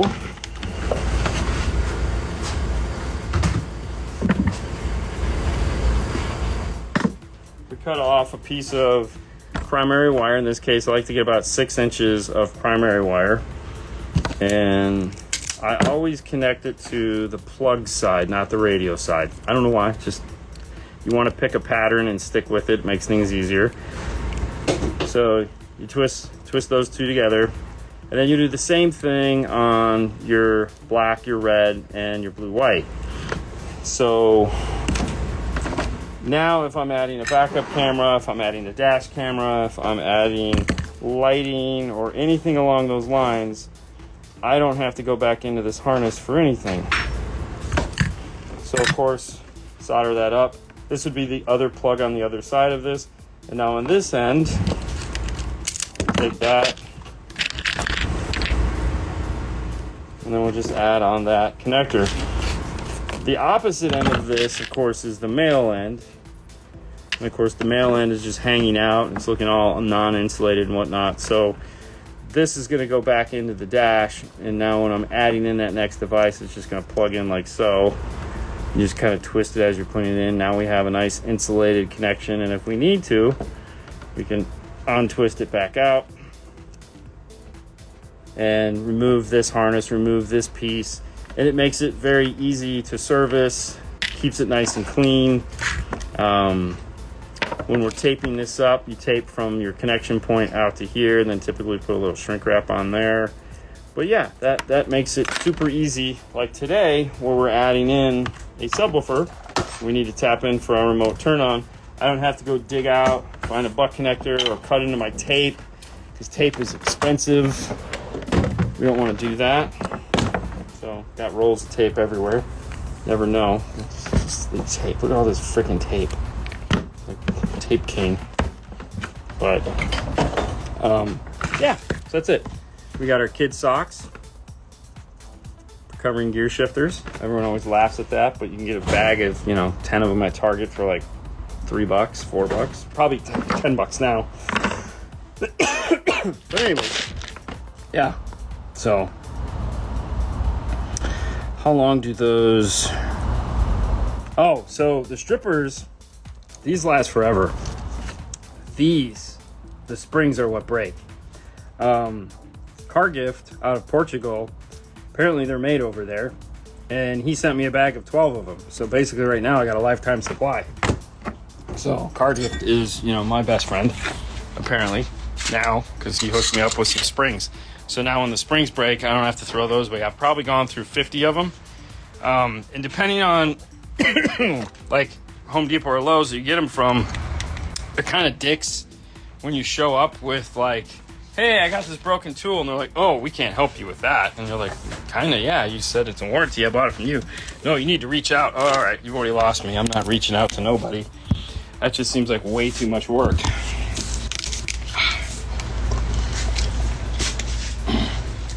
Because I'm not going to pay to send the tool back. I just buy a new one for, a couple bucks more. But as far as those go, I also buy the Klein version of them too. So these are pretty much the two most reliable versions of it, and they're identical as far as how long they last. It's about the same. They don't, if I can get a year and a half out of a pair, I'm pretty excited. But now with replaceable springs, I've actually had these for quite a while. What's up? Spring break reminds me of my college days. I mean, I feel like Florida? Yeah. You got my bit? Which bit? I don't know. Yeah. Hold on. It's right where you left it, bro.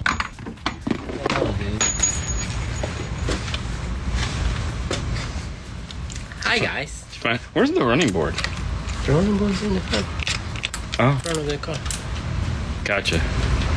Sorry, missed it.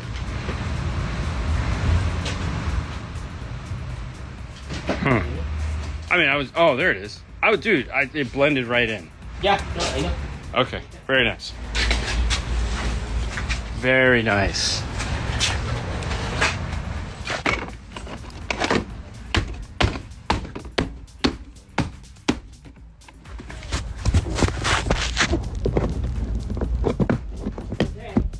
All right. The running board is in. My part of the job is done. I'm going home. My part of the job is done. Chill out. No. Open the handle. Good. There you go. Chill out, man. I'm perfectly chill. So chill, you could call me ice. Hey, there he is.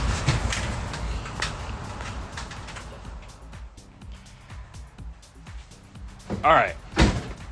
So, question. Mark? Question mark. Oh, good one. Do you guys want to see the amp dyno for... What was this for? For an amplifier, I guess. I mean, I feel like it was. Do you guys want to see the amp dyno for this guy right here? The Altitude audio controls A600.4 or the A800.1? Which one do you think you guys would want to see first? I mean, you're eventually going to get both of them, but which one do you think is more important, the 600.4 or the 800.1? Let me know what you guys think. How many steps do you take in a given workday? So that would actually be really cool if I wore my watch to track that, but I just never wear a watch when I'm working. Fernando, do you ever see how many steps you take in a workday? No. What do you check? I don't know, it's the circles. I think it's like activities or some stuff like that. I've never bothered to check. I know I walk around a lot, and if we have to go down to the retail store, we have to walk even more. Alright, so today, Yeah, 4,340 steps. there you go. So technically I walk 2 miles. You walk 2 miles in a circle. Wow. So there you Not go. going anywhere. 2 miles. 2 miles and didn't get anywhere. What a joke. Yeah. Yeah, It's fun. that does suck. Yeah. 600.4. All right, cool. 600.4 since I'm in the market Okay. for a 4-channel. There you go. There you go. All right, so there's 2 for 600.4. I vote 600.4 only because Swiggle said 1500.1. So that 1500.1 can't be dynoed. So that's actually a pre-production version of the amplifier. Yeah. That is not the one that is going to be for sale. So we are not going to dyno it. they've changed the amp. They got that to us really quick for the intro, but that. Now, one of the cool, we got 3 more cabinets in today, so we got 3 of these in today. So we're the front end, the renovation up here in the front is going well. Get rid of this. This will come down here next because we don't need it and it's ugly. All right, 600.4. Yeah. Okay, 600.4 is looking solid. Dude, I feel like a normal human right now. Because you're Right? tall. Depending on how you angle the camera, I can always make you look taller. Yeah. So, what? Really? Normal human. That's what it means to be normal, is to be like 6'2". I don't know. Wow. Go ahead. Keep going. No, it's your turn. My turn? Yeah. Well, did you mention that we're going to be at SEMA? You just mentioned we're going to be at SEMA. So, if you guys are going to go to SEMA this year in 2 weeks, Yes. we're going to be there. You can stop by at the Rockford booth. We're going to be with them. What else? I was just going fine? to go with, hey, this Instagram hang video is on. brought You're to you gonna by... be where? Where am I going to be? Yes, What do you after mean? SEMA. Dino's Get Down. Well, Dino's Get Down is a cool show. And you C10. know who is going to be there? Morel? Morel is going to be there. You can meet Natasha? You can meet Natasha. Or Casey? Or Casey. Or Me? you can check the brand new Census? Census speakers. That's right. New line of component set and coaxial. That's exactly right. Beautiful speakers. It's a Morel sound. Go where? MorelHiFi.com. That's where you can find some pictures in there. Or here, Morel_America on Instagram. But you're going to be there. Yes, I will be there with Jealous, Haley. bro. No, you're not. You didn't want to go. That's true. Yeah. I'm still jealous. All the cool kids hang out in the install bay, not the retail store. Although I find myself over in the retail store quite a bit. You spent all day today over there. It felt like I spent all day. Yes, it seemed that way. Yeah? Yeah. Yeah. Yeah, and we got way behind because of it. But that's just the way things go. SPL Mel, what up, man? My 3rd year going to Dino's and seeing Morel there. There you go. The SEMA open to the public. SEMA's open to the public on Friday. Last day. You can pay for a public pass. So you can head over to SEMA.com and check that out. But yes, on Friday you can get a special pink badge specifically designed for the public to go see if you want to go into the buildings. I believe the outside you can walk around and it's okay. Listen, it's a lot of people that I met that they say that they are nothing to do with cars, but for some reason they know have somebody. a badge. Yeah, they know people. So they know somebody. So there you go. They don't check driver's Go license. check it out. No. Do you know what vehicle you're stuck with yet? Yes, we actually do. We know what vehicle we'll be in while we're there, and no, we can't tell you. Well, let me tell you this. It has four wheels. It does That's have 4 crazy. wheels. So it seems like everybody wants us to do the 600.4 first. Really? Yeah. Okay. So we'll dyno the Yeah. 600.4. We'll probably do it like we did last time, where we were like, here's these 2 amplifiers and perfect, and then we're gonna doing it live. Yeah, and then we'll be like, today we're gonna do this. Yeah, We're not doing it live. we're not doing it live. No, but we do. So the next one. the next video that we have to film, Dude, be careful. I'm trying to be careful Stop it. to not kill myself, is this one right here, the Power Bass PBX DSP8. I'm gonna actually get it down and set it on my bench because I need to do that. I'll probably do this tomorrow night after the show. But yeah, so this is the next.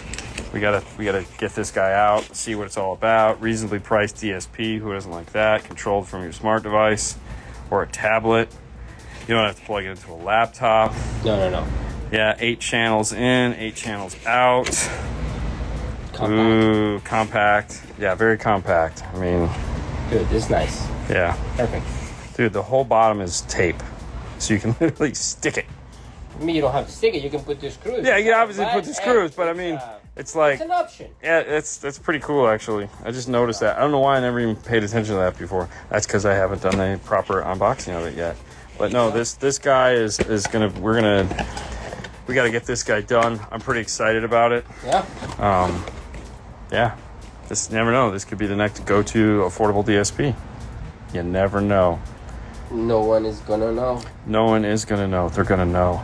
Nando has another type of pink badge. Pink badge. Yeah, I don't know. I'm assuming that's a joke of some kind. So it happens. It happens. Joke. I don't either.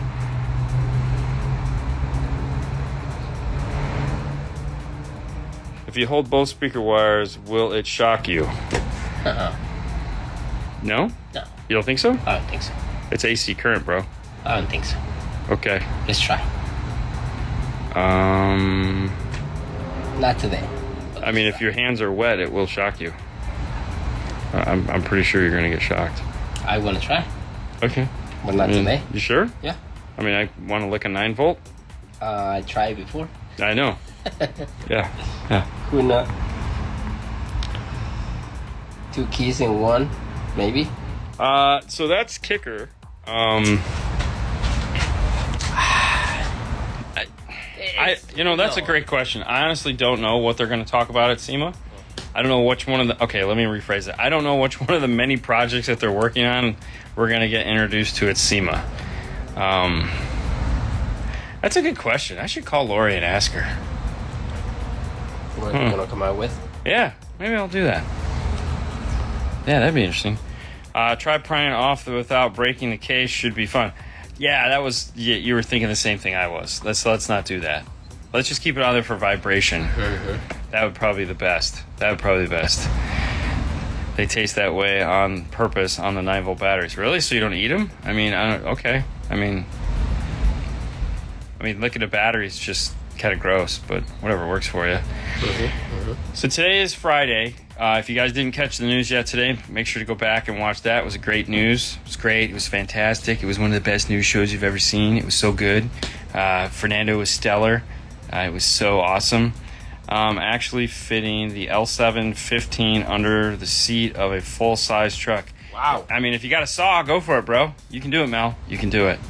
Why doesn't anyone offer optical out for front and rear on head units? Well, okay, so that's not a true statement. There are companies that do. The Hi-10, the new Heighten, both have optical outputs.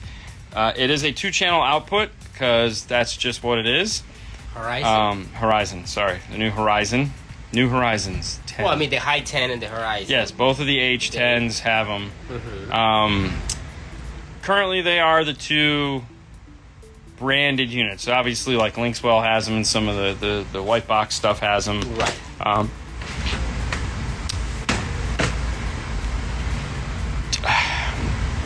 So that's for now. Okay. Now, as far as front and rear goes, you got to remember, audio in this world is 2-channel, left and right. So a Toslink cable, digital, whatever you want to call it, only puts out a left and right. That's just anything else aside from that is going to be done through a control bus, meaning it's going to be after the fact. So it's going to digitally do that. It's going to take left and right. It's going to go into its DAC, and it's going to do fader and stuff like that, all after the fact. For a communication to get from point A to point B, it's fine. It's a great means of doing it. It's not a great means because it's a clear light tube that you're trying to bend through a car. So it's not the best way to do it, but it's what we have right now, right? Neither is RCA's, but those are what we have. Now, in order for fader to work, that means we have to have bus control in the amplifier, meaning we have to be able to, when we're adjusting something in fader in the radio, we have to be able to tell the amplifier, so go from radio to amplifier to adjust fader. And that technology currently exists, but in okay, bro? not in practice, okay? Now, what I mean by not in practice is there's nothing currently available to take advantage of that situation, meaning we'd have to have something that can talk to the radio and then talk to the amplifier, so be a bridge between the two that would allow that to happen, so that you could take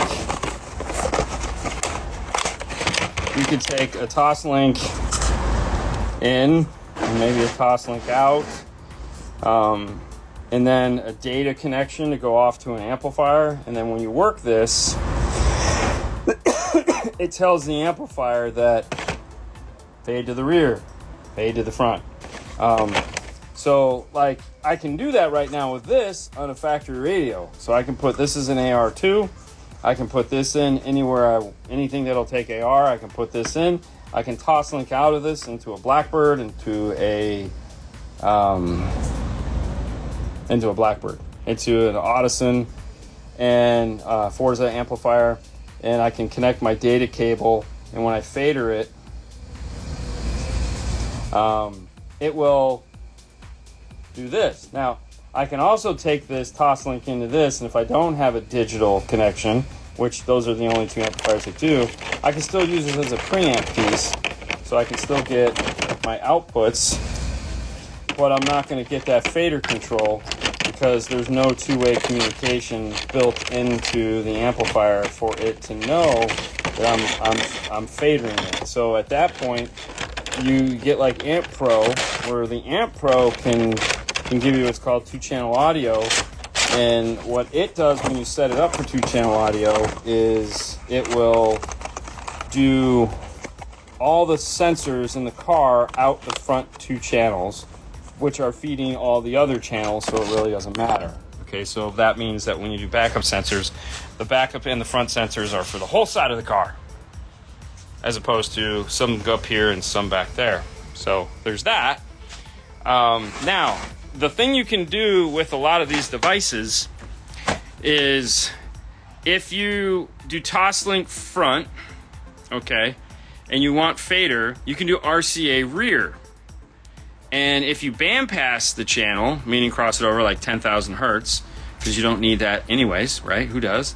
Then you won't get the, you know, if you, like we do that in an F-150 BO system because they have noise.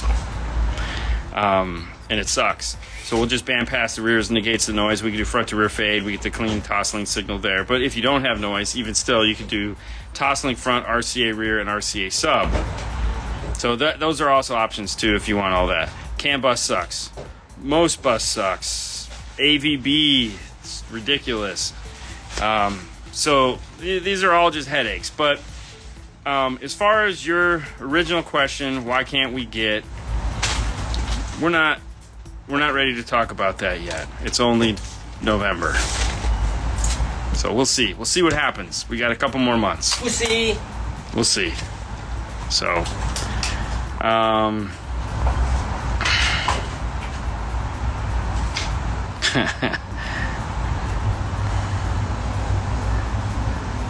lies. That's funny. So, that's really what we got. That's today's Friday. We're anxious to get out of here. It's not even 5 o'clock yet. So if this is the end of it for us, then we'll get to work on the cabinets, get those all set for tomorrow. So we can clean up the install bay. Right now the install bay is really killing me because I can't get to everything. So I'll be really excited to get some of this stuff put back up front in an organized manner instead of what it was, just kind of like catch all up there, which really sucks. Is optical night and day better than aux? I think what you mean is optical night and day better than RCA, because aux is just a different source, right? So depending on the device that you have, you may have an optical in as an aux, you may have a so there's a couple different ways that question can be, like if we're doing, what brand laser printer are you using again? It's a Glowforge. It's Glowforge. So X-Tools. X-Tool makes a really nice one too. So I would look at the X-Tool. Like if I was going to buy another one today, I would buy the X-Tool laser. Not that I don't love that. I do.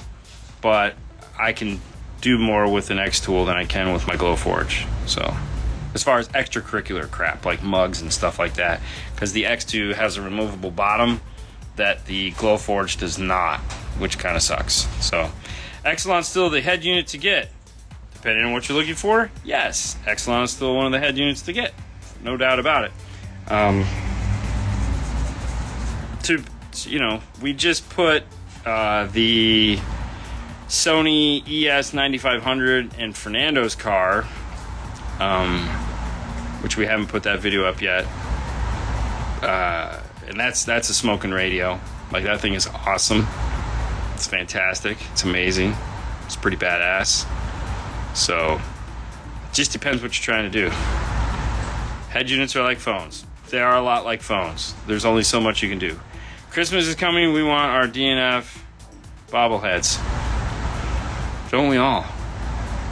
Like, yeah. I know I can design stuff on Funko. The problem is that, like, even like the Funko stuff, I feel like, I don't know, there's certain, like, I can't get the shoes, you know? I need the shoes right, you know? So, ow. How often should I clean my battery terminals from the white stuff? And is there anything I can do to put, okay, so you should clean it all the time. You don't want that stuff to build up because it's going to corrode the metal and the metal will eventually disappear. Now, this is a weird one. So you need copper pennies. Like, get real copper pennies, not the tin ones. So you want to look for an older copper penny and glue a couple copper pennies around the battery terminal. See if that solves the problem. That used to work all the time. Battery makeups are a little bit different now. It's an old wives' tale, but it really actually worked. I had a guy, we did it on a couple cars after I'd seen it, and we would literally just hot glue copper pennies by the battery terminal and would totally stop the corrosion because the electrolysis would stop. So give it a try. Give it a try. What do you got to lose? A couple pennies? Sorry, optical versus RCA for sound quality. It's not as okay, so there are some disadvantages to both, right? So with RCA, you have the disadvantage of radiated noise through the cable, which you will never get with optical. Optical, it's impossible to get radiated noise because it's a tube of light. You're not going to pick anything up. However, you can bend the tube of light because it is a tube of light, so you can run the risk of getting a diminished signal. But with optical, it's either on or it's off. You know, so that's the other thing too. So you know, and you can break the cable. There are some better cables out there that prevent that. There's the other problem too is volume. A lot of the times the gain structure for your optical cable, it's whatever's built into the DSP, whereas if you have like a 5-volt head unit, you're going to get 5 volts into the DSP. You can work with it. Your optical, you're 100% reliant on whatever is built into the processor you're putting it into. And in some cases, it sucks. So there's that. But if 100% of the times, if you have noise, the optical cable will fix that because it's no longer there. It's not picking up that weird noise, and you're doing away with that whole input section. So that's why we use it. I don't typically do that by choice. I do it by, like, this is what we have to do.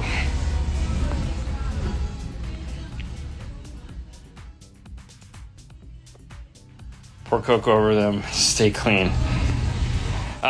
You just need a DSP that has 50,000 ways to turn up the voltage.